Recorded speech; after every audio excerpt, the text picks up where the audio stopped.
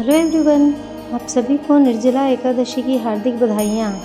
क्या आप जानना चाहते हैं एक ऐसा व्रत जिसे करने से पूरे साल भर की 24 एकादशियों का फल प्राप्त हो जाता है? जी हाँ, केवल एक दिन, एक उपवास और विष्णु भगवान की असीम कृपा जो हर पाप को हर लेता है और जन्मों के बंधन से मुक्ति दिलाता है।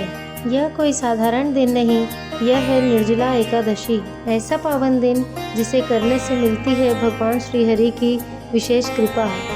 आज हम इस वीडियो में जानेंगे निर्जला एकादशी की संपूर्ण कथा, इस व्रत की विधि एवं उसकी महिमा। यदि आप निर्जला एकादशी के बारे में जानना चाहते हैं तो इस वीडियो पर स्टार्ट से एंड तक बने रहिए। सबसे पहले मैं इसकी कथा सुनाती हूँ। प्राचीन काल की बात है। महाभारत काल के समय में भगवान कृष्ण के परम भक्त एवं पांडवों में सबसे शक्तिशाली भीमसेन। भीम बलवान तो थे ही और उन्हें भोजन से भी विशेष प्रेम था। उनके लिए उपवास रहना अत्यंत कठिन था। पांचों पांडवों में से सभी भाई एकादशी का व्रत करते थे, पर वह नहीं कर पाते थे। एक बार महर्षि वेदव्यास जी जब उनसे मिले तो उन्होंने कहा कि एकादशी का व्रत सभी के लिए करना अनिवार्य है। यह व्रत आत्मा की शुद्धि और मोक्ष प्राप्ति का सबसे सरल मार्ग है। सभी पांडव नियमित रूप से एकादशी का व्रत करने लगे। भीमसेन खाने की इच्छा को नहीं रोक पाते थे, इसलिए अत्यंत दुखी रहते थे। किसी भी तरह वह व्रत का पुण्य पाना चाहते थे। भीमसेन जी वेदव्यास जी के पास पहुँचे और उन्होंने कहा कि गुरुवर, मुझे ऐसा व्रत बताइए जिसे करने से सभी एकादशियों का पुण्य मुझे एक साथ प्राप्त हो जाए, क्योंकि मैं बार बार भूखा नहीं रह सकता हूँ। वेदव्यास जी मुस्कुराए और बोले, तुम ज्येष्ठ मास के शुक्ल पक्ष की एकादशी, जिसे निर्जला एकादशी कहा जाता है, उसे करो। निर्जला एकादशी का व्रत करने से तुम्हें 24 एकादशियों का पुण्य अपने आप प्राप्त हो जाएगा। लेकिन एक दिन तुम्हें ना ही अन्न खाना है, ना जल पीना है।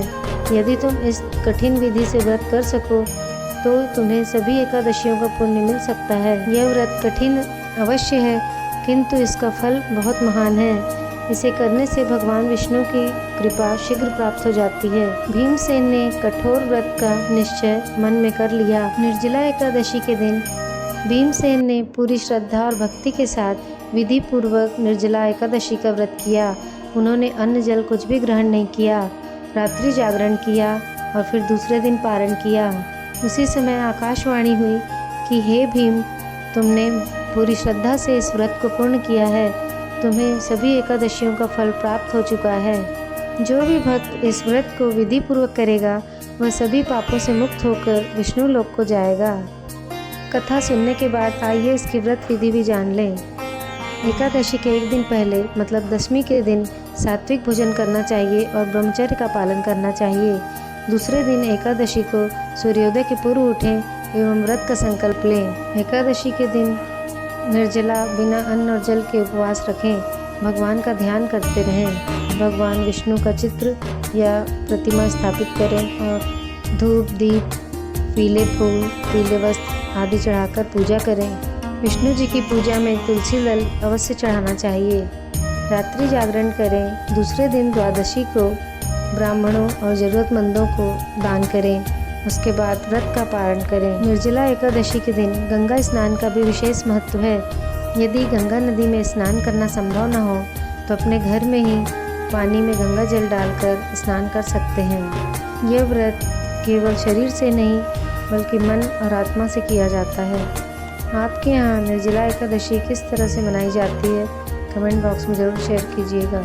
यदि आपसे एकादशी का उपवास करते समय कोई भूल हो गई हो या आप भूल गए हों तो निर्जला एकादशी का व्रत करने से भगवान विष्णु उन भूलों को क्षमा कर देते हैं।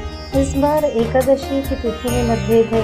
कुछ लोग 6 तारीख को मनाने वाले हैं और कुछ लोग 7 तारीख को। आप कब मना रहे हैं, कमेंट बॉक्स में ज़रूर बताइएगा।